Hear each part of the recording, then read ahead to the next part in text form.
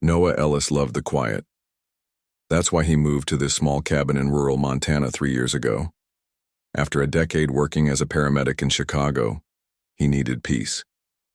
The nearest town was 30 minutes away by car, and his closest neighbor lived 5 miles down the dirt road. Perfect.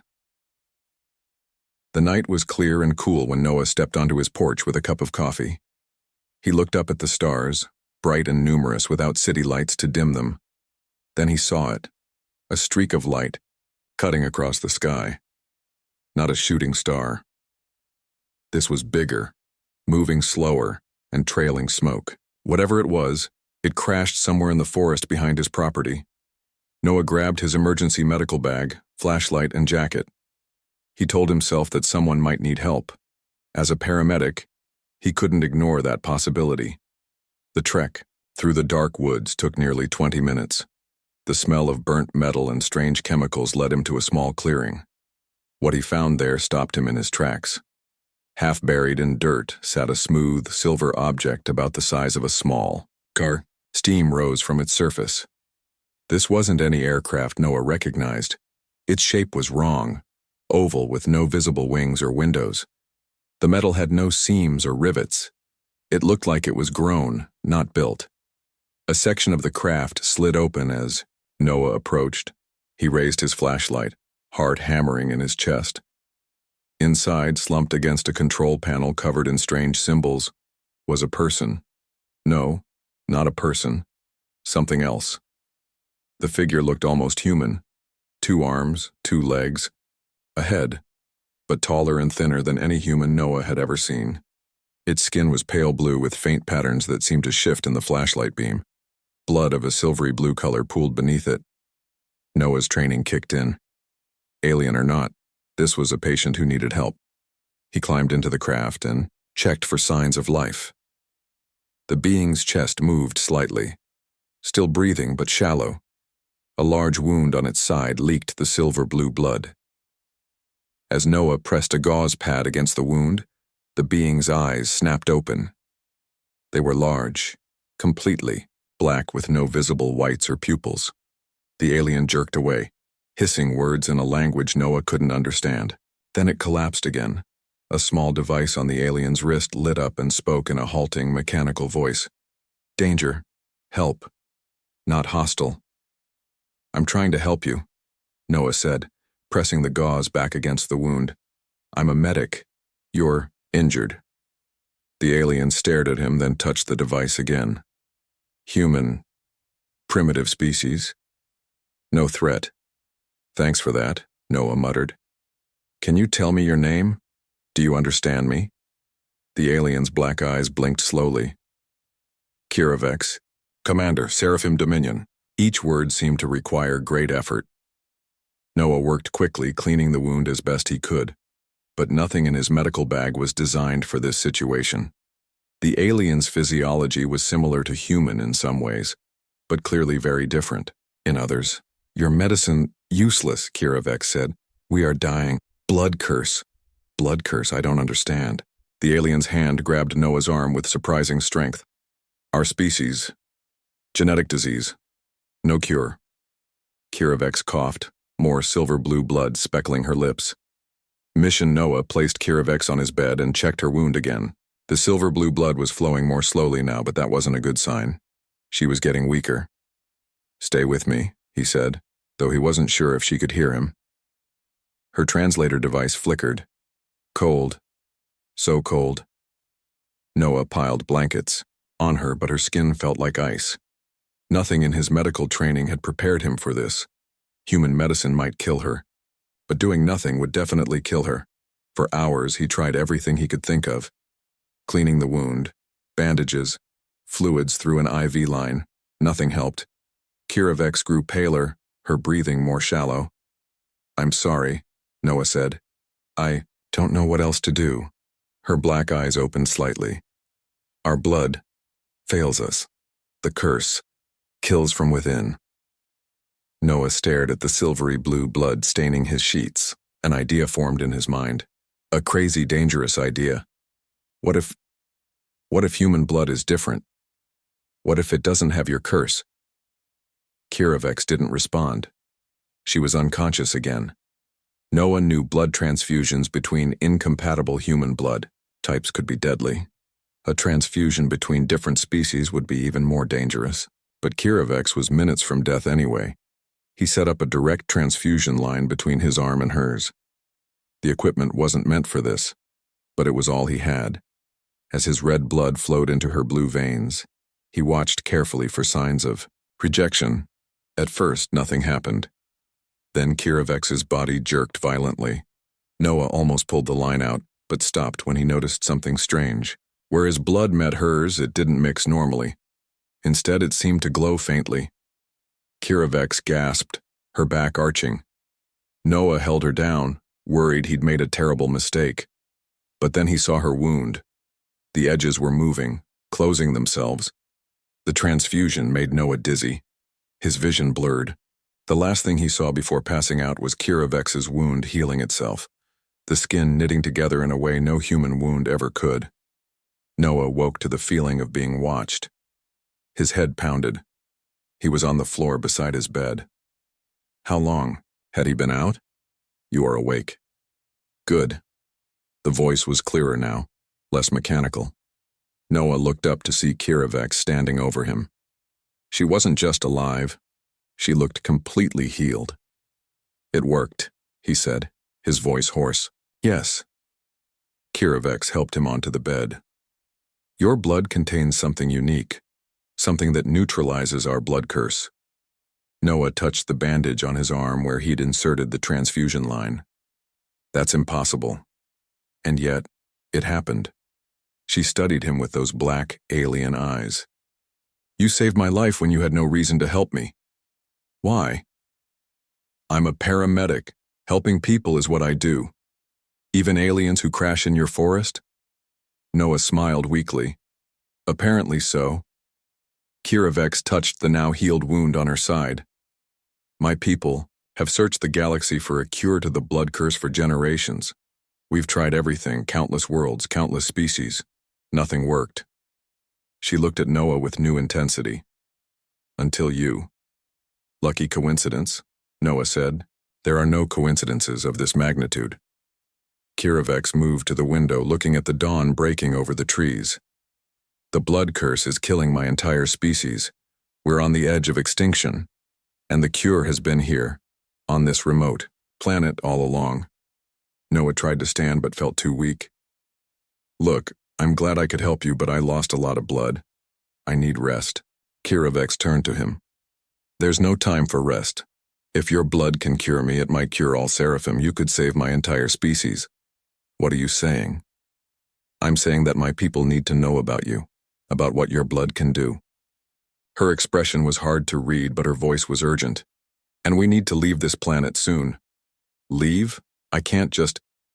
A high-pitched sound cut him off. Kiravex tensed and looked up at the ceiling. What is it? Noah asked. A scout ship, she said. My people have found me. Failed. Last hope gone. Noah looked at his supplies, feeling helpless. The alien was right. His human medicines probably wouldn't work on her. But he couldn't just watch her die. Listen, Kiravex. I don't know what a blood curse is, but I'm going to try to help you. Just stay with me. The alien's eyes started to close. Too late. For me. For all Seraphim. Noah lifted Kiravex from the craft. She was lighter than she looked, almost fragile. As he carried her through the dark forest toward his cabin, she slipped in and out of consciousness, murmuring words in her language that the translator couldn't catch. He had no idea what he was doing or what he'd gotten himself into. All Noah knew was that someone needed his help, and for now that was enough. The sound grew louder. Noah's cabin began to shake. Dust fell from the ceiling. We need to go outside, Kiravex said. Now. Noah stumbled as he followed her out the front door. His legs were still weak from the blood loss. A bright light shone, down from above, bathing the clearing in front of his cabin. Noah raised a hand to shield his eyes. Through his fingers, he saw a ship slowly descending. It was larger than Kiravex's craft, but had the same smooth, seamless design. Stand behind me, Kiravex said. Let me speak first. The ship landed softly on the grass. A door slid open in its side. 3 tall figures stepped out.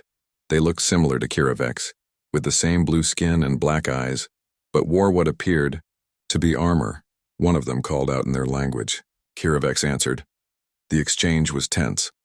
Noah couldn't understand the words, but he recognized the tone. They were arguing. The lead alien stepped forward. He was taller than the others, with markings on his face that looked like scars. He held a device that Noah instantly recognized as a weapon, pointed directly at him. The human must be eliminated, the alien said through a translator similar to Kiravex's. No witnesses. Kiravex moved in front of Noah. No. He saved my life. Your mission was to find a cure, not reveal our existence to primitive species. He is the cure, Kiravex said. This stopped the alien leader. He lowered his weapon slightly. Explain. His blood, it neutralized the curse. Look at me. I was dying when I crashed. Now I am healed. The alien leader studied her with narrowed eyes. Then he turned to Noah. Is this true, human? Noah nodded. I gave her some of my blood. I don't know why it worked, but it did. The other 2 aliens approached. One carried a scanner of some kind, which he waved over Kiravex. Amazing, he said. Her blood shows no sign of the curse. It's completely clean. The leader still seemed suspicious. It could be temporary. We must take a sample of the human's blood, the alien with the scanner said. Test it against our own samples. The third alien, who had been silent until now, stepped forward. If what Kiravex says is true, this human is too valuable to leave. Here. My name is Noah, Noah said, finding his voice. And I'm not going anywhere. Kiravex turned to him. Noah, you don't understand what this means. The blood curse has been killing my people for generations. Our numbers grow smaller each year. We've searched countless worlds for a cure. I'm happy to give blood samples, Noah said, but I have a life here. I can't just leave Earth. The alien leader made a sound that might have been a laugh. You think we're asking permission? Kiravex shot him a sharp look. Commander Daxven, this human saved my life when he could have left me to die. He deserves our respect. Daxven growled something in their language. The alien with the scanner approached Noah. My name is Voxren. I am the chief medical officer of our ship. May I take a small sample of your blood? Noah hesitated, then nodded. Voxren pressed a small device against Noah's arm. It didn't hurt, but Noah felt a slight pull on his skin. Voxren moved back to the ship with the sample. A few minutes later, he emerged, his expression urgent. It's true, he said to Daxven. The human's blood contains a protein structure we've never seen before. When it contacts our infected blood, it neutralizes the curse. Another explosion lit up the night sky. Closer this time. We must go, Daxven said. Kiravex, bring the human. Wait, Noah said. I'm not leaving Earth. This isn't my fight. Kiravex gripped his shoulders. Noah, the Void Consortium will kill you just for having contact with us, and if they discover what your blood can do, they'll capture you and use you to perfect their weapons against us. Noah looked at his cabin, the only peace he'd known after years of seeing the worst of humanity as a paramedic. Now aliens were fighting in the sky above his home. I need my medical bag, he said finally. There's no time, Daxven said, but Kiravex nodded. Quickly, Noah ran inside, grabbed his bag and a photo of his parents. When he returned, the aliens were already boarding their ship. The inside of the scout ship was larger than it looked from outside. The walls glowed with a soft blue light. There were no visible controls, just smooth surfaces that the aliens touched, in certain patterns. Strap in, Kiravex told Noah, showing him to a seat that molded itself to his body. The ship rose so quickly that Noah's stomach lurched. Through a clear panel, he watched his cabin grow smaller, then disappear as they entered the clouds. A harsh red light filled the ship. On a glowing display, Noah saw another vessel approaching. Its design was completely different from the Seraphim ship, darker with sharp angles and red lights. Void Consortium battleship, Voxren said. They're locking weapons. The ship jerked violently. Noah was thrown against his restraints. They're firing on us, Daxvin said, his hands moving rapidly over the controls. Kiravex, get to the weapons array. Kiravex moved to another station. She placed her hands on a glowing panel. The ship twisted and turned as it tried to evade. The enemy fire. Noah felt sick. This was nothing like a plane or helicopter. The movements were impossible. The consortium ship is too big, Kiravex said. Our weapons can't penetrate their shields. We don't need to destroy them, Daxven replied. We just need to reach jump distance. Another hit rocked the ship. Sparks flew from a panel near Noah. Engine damage, Voxren reported. We can't jump, yet. Kiravex left her station and moved to Noah. Are you okay? Noah's head was spinning, but he nodded. What's happening? Who are these people attacking us? The Void Consortium created the blood curse that's killing my people, Kiravex explained, as the ship continued to shake. They want to eliminate the Seraphim completely. Why? We were once the peacekeepers of this sector of the galaxy. The Consortium are conquerors. They want no opposition to their expansion. The ship lurched again. Noah grabbed his seat to stay upright. Engine repaired, Voxren called. Jump capability restored. Jumping in 3, Daxven said. 2, 1. The stars outside the window stretched into lines. Noah felt a strange pressure throughout his body, then a snap as everything went black. When light returned, they were somewhere else. No Earth, no moon, no familiar stars. Just the endless void of space and distant, unfamiliar points of light. Where are we? Noah asked, his voice small. About 20 light-years from your solar system, Kiravex said. We're safe for now. Noah stared out the window. 20 light-years. The distance was unimaginable. He might never see Earth again. I'm sorry, Kiravex said, seeing his expression. But the consortium would have found you if we stayed. Why me? Noah asked. Why does my blood work when nothing else did? Daxven approached them. That's what we need to find out. The Council will want to examine you thoroughly. The Council? The leaders of what remains of the Seraphim Dominion, Kiravex explained. Once we controlled hundreds of worlds. Now we survive on one. How long until we reach your world? Noah asked. 3 days at maximum speed, Daxven said. Rest while you can, human. When we arrive, everything will change. Completely. Daxven stared at Noah with new interest. The Council must be informed. A loud boom suddenly shook the air. Far above, something bright flashed in the night sky. The Void Consortium, Daxven hissed. They found us. Impossible, said Kiravex. They must have tracked your ship, Daxven said. We need to leave, now. Noah looked between them, confused. What's the Void Consortium? Kiravex grabbed his arm. The ones who created the blood curse, the ones who are trying to wipe out our species. And now they're here. The 3 days in space were strange for Noah. He learned that the ship had artificial gravity, which is why he didn't float. The food was odd, soft cubes that tasted like nothing but somehow left him feeling full. Sleep came in a chamber that glowed faintly and made his dreams vivid. Kiravex spent hours teaching Noah about her people. The Seraphim had once been powerful, watching over many worlds and keeping peace. Then the Void Consortium attacked with their blood curse, a disease that targeted only Seraphim DNA. We lost billions, she said quietly. Now, fewer than 1 million remain. And I might be able to help, Noah asked. Your blood does something we've never seen before. It doesn't just treat the symptoms, it seems to repair the damaged genetic code.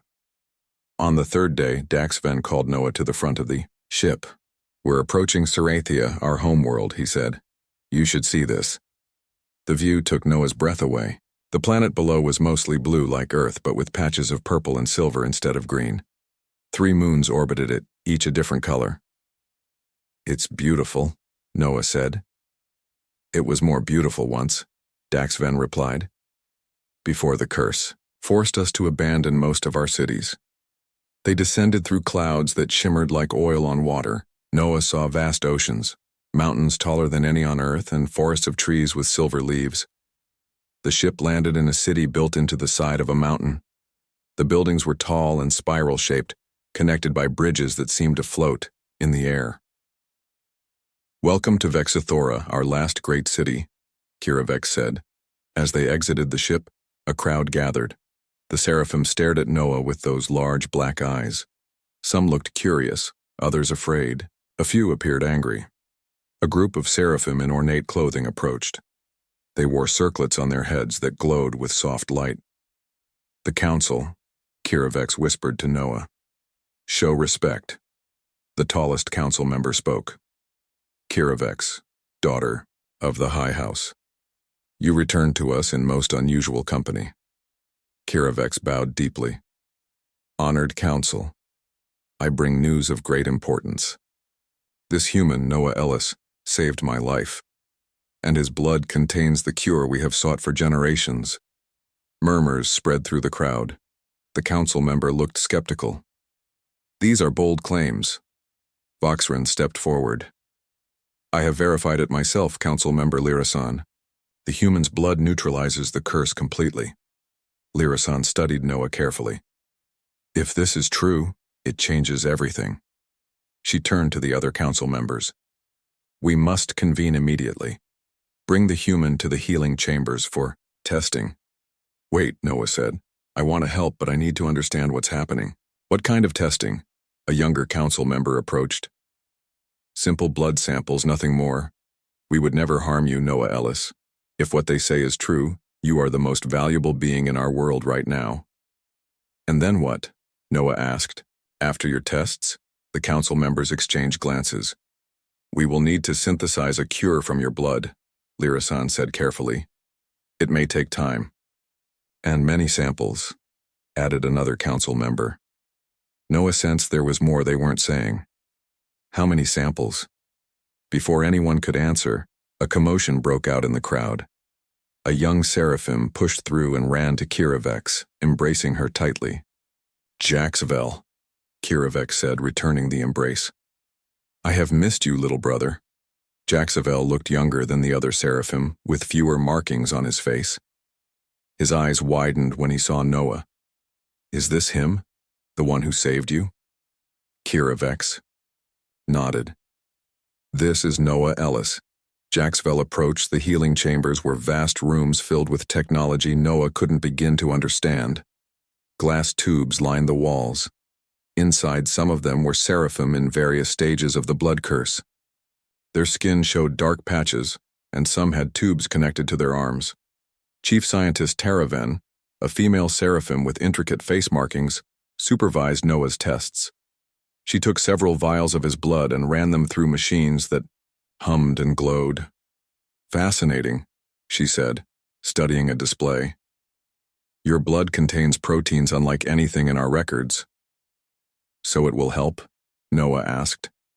"Yes, but—" She paused, seeming troubled. "The cure is in your blood, but we need to understand why. Simple transfusions would require too much blood from you." For the next 2 weeks, Noah gave blood samples daily. He lived in a small but comfortable room in the city. Jaxvel visited often, eager to learn about Earth and humans.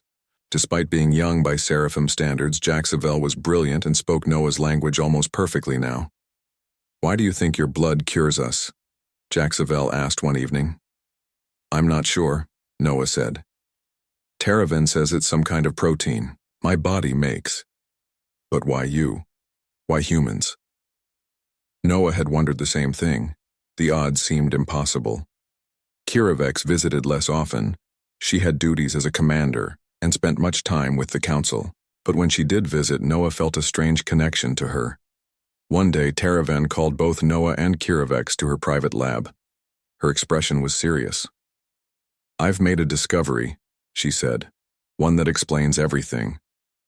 She touched a panel, and a display showed 2 DNA patterns side by side. The left is seraphim DNA, the right is Noah's. Noah looked but couldn't understand what he was seeing. "They're similar," Kiravex said, sounding shocked. "Not just similar," Taraven said. "There are sections that are identical. This is impossible, through random evolution." "What are you saying?" Noah asked. Taraven took a deep breath. Seraphim visited Earth thousands of years ago. We knew this from our records. What we didn't know is that they left something behind, genetic material, that eventually became part of human DNA. You're saying humans are part Seraphim? Noah asked, stunned. No, I'm saying you were engineered. The Seraphim who visited Earth must have modified some early humans, placed certain gene sequences within your ancestors. But why? Kiravex asked. Believe it was insurance, Teraven said. The ancient Seraphim feared something like the blood curse might one day be used against us. They created a backup, a species with the genetic key to save us hidden far away on a primitive world. Noah felt dizzy. His entire understanding of human history had just been rewritten. So I'm what? A genetic time capsule? Yes, Teraven said, and the most important one in the galaxy. Before they could discuss further, alarms blared throughout the city. Red lights flashed. What's happening? Noah asked. Kiravex rushed to a communication panel. Her face paled as she listened. The Void Consortium. They've found Sarathia. Their fleet is entering our system. How? Teraven gasped. Our location has been secret for decades. They must have tracked us from Earth, Kiravex said. She turned to Noah, her expression grave. They're coming for you. Noah felt cold fear spread through him. Me? How would they even know about me? The consortium has spies everywhere, Kiravex said. If they've learned what your blood can do, they'll stop at nothing to capture you. Why? Wouldn't they want the Seraphim cured? Kiravex shook her head. The blood curse is their greatest weapon against us. If you can cure it, you're a threat to everything they've worked for. The alarms grew louder. Through a window, Noah saw Seraphim ships rising into the sky. Our defenses won't hold for long, Kiravex said. The consortium fleet is too powerful. Teraven grabbed Noah's arm. You need to come with me. Now. I have a plan, but there's no time to explain. As they rushed from the lab, Noah caught a glimpse of the sky turning red as the first consortium ships entered the atmosphere. Noah and did something unexpected. He knelt.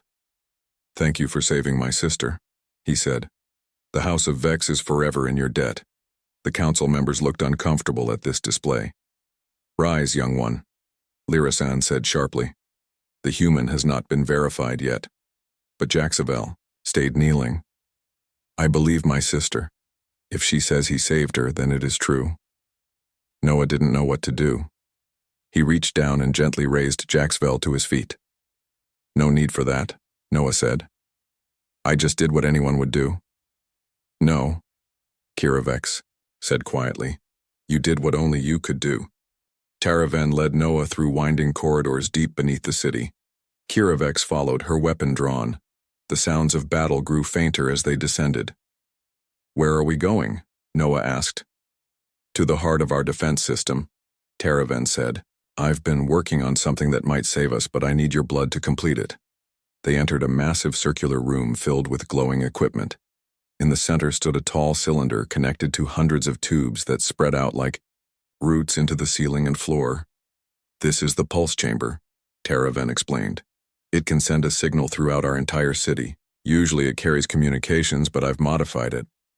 Noah looked at the complicated machinery. What will it do? If I add your blood to the system, it might be able to spread the cure to every Seraphim in the city at once. Those who are cured will be stronger, able to fight back against the consortium. The building shook, dust fell from the ceiling. They've breached the outer defenses, Kiravex said. She touched a communication device on her wrist. Jaxavel, where are you? Her brother's voice came through, panicked. The council chamber. The consortium is... His voice cut off. Kiravex's face hardened. They're targeting the council. I need to go. No, Noah said. It's too dangerous. Jaxavel is there, she said. I won't abandon him. Before Noah could argue further, the door to the pulse chamber burst open. 5 figures entered, wearing black armor unlike the Seraphims. Their faces were hidden behind dark masks with glowing red eyes. Void Consortium soldiers, Kiravex whispered, raising her weapon. The lead soldier removed his mask. His skin was pale gray, his eyes red with no pupils. Commander Kiravex, at last we meet. Director Zareth, Kiravex said, her voice filled with hatred. You'll never take this planet. Zareth smiled, showing pointed teeth. We already have. He looked at Noah. And this must be the human we've heard so much about, the one with the special blood. Teraven moved in front of Noah. You'll never get him. I already have, Zareth said. The soldiers raised their weapons. A blast hit Teraven in the shoulder. She fell with a cry of pain. Kiravex fired back, hitting one of the soldiers, but another shot struck her leg. She collapsed against a control panel. Zareth approached Noah, who stood frozen in fear. Don't worry, human, we won't kill you. You're far too valuable. He reached out and grabbed Noah's arm. Your blood is worth more than this entire planet. Noah struggled, but Zareth's grip was like iron. The director nodded to his soldiers, who grabbed Kiravex and Teraven. Take them to the ship, he ordered. The council has already surrendered, the city is ours. As they were marched out of the pulse chamber, Noah saw the devastation above ground. Parts of the beautiful city were burning. Seraphim were being herded into groups by consortium soldiers. They were taken to a large black ship in the center of the city. Inside they found Jaxvel and the council members, all prisoners. Jaxvel had a cut on his face but rushed to his sister when he saw her. I tried to fight, he said. You did well, Kiravex assured him. Zareth took Noah to a separate room that looked like a laboratory. Do you know why you're so special, human? He asked, pushing Noah into a chair. My blood cures the seraphim, Noah said. Zareth laughed. Is that what they told you? Your blood doesn't just cure them, it makes them stronger than they've ever been, stronger than us. His eyes narrowed. Noah stared at the images Zareth showed. Him. Something didn't feel right.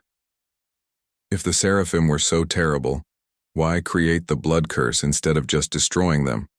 Noah asked. Zareth's smile faded. The seraphim were too powerful to defeat in battle. The curse was our only option.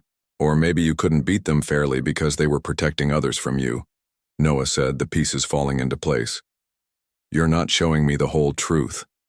Anger flashed in Zareth's red eyes. It doesn't matter what you believe.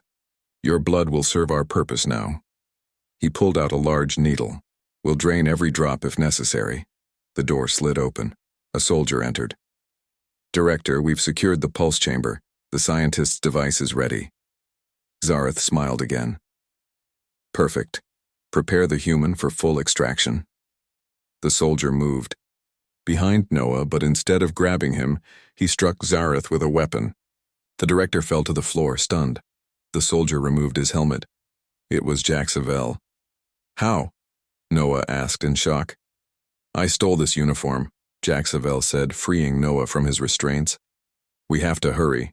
Kiravex and Teraven are creating a diversion, but it won't last long.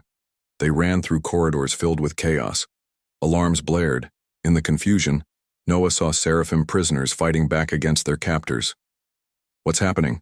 Noah asked. Teraven's plan, Jaxvel explained, as they ran. She managed to release a small amount of the cure into the air system of the prison area. Some seraphim are already stronger, but we need to reach the pulse chamber to save everyone. They fought their way back to the underground chamber. Teraven was there working frantically at the controls despite her injured shoulder. Kiravex stood guard at the door, her weapon ready. Noah! Kiravex looked relieved. We thought we'd lost you. Zareth tried to convince me you were the villains, Noah said. And did you believe him? She asked, her black eyes searching his. No, I know who you are, Noah said. I've seen how you care for your people, for your brother. The consortium only wants power. Teraven called from the center of the room. The system is ready, but there's a problem. To distribute the cure to everyone, we need more blood than Noah can safely give. Kiravex looked at Noah. There's another way, a dangerous way. Tell me, Noah said, if I take your blood directly, the way you gave it to me when we first met, I might be able to channel its power through the pulse chamber myself. My royal bloodline connects me to all seraphim in a way science can't explain. But that could kill you, Jaxvel protested. It's our only chance, Kiravek said. Noah understood what she was asking. Without hesitation, he took a small knife from his pocket and cut his palm. Let's do it. Kiravex cut her own palm, and they pressed their hands together, blood mixing with blood. She guided him to the central cylinder. They placed their joined hands against it. The machine hummed loudly. The cylinder began to glow, first blue, then red, then a bright, pulsing gold. The tubes connecting to it lit up one by one, carrying the golden light out into the city. Noah felt weak, but he held on. Through their connected hands, he felt Kiravex's strength, her determination, her hope for her people. Outside, the sounds of battle changed. The seraphim cries became stronger, more confident. Zareth burst into the chamber, his face twisted with rage. "Stop them," he shouted to soldiers behind him. But it was too late. The golden pulse had reached every seraphim in the city. They stood taller, their eyes shining. The blood curse was broken. The consortium soldiers were quickly overwhelmed by the newly strengthened seraphim. Zareth tried to flee, but was captured by council members whose strength had returned. When it was over, Noah sat weakly on the floor of the pulse chamber. Kiravex knelt beside him. "You saved us all," she said, taking his hands. "What happens now?" Noah asked. "Now," she said with a smile, "you gain everything. A place in our world. Access to our knowledge and technology. A family." She looked at Jaxvel, who nodded eagerly. "And a partnership between Earth and Sarathia that will change the galaxy forever." Noah looked around at the seraphim gathering in the chamber, at their faces filled with hope and gratitude. For the first time since leaving Earth, he felt like he was exactly where he was meant to be. "We created the blood curse to keep the seraphim weak, controllable. Your blood would undo all of that." "Good," Noah said defiantly. "No, not good," Zareth said. "The seraphim once ruled this sector with an iron grip. They called it peace, but it was domination. If they regain their power, they'll enslave everyone, including your Earth." Noah's certainty wavered. "You're lying." "Am I?" Zareth pulled up a display showing ancient images of seraphim ships destroying planets. "Ask yourself, why would they engineer humans thousands of years ago? Not out of kindness. You were created as a tool, nothing more." Noah stared at the images, doubt filling his mind. Had he been helping the wrong side all along?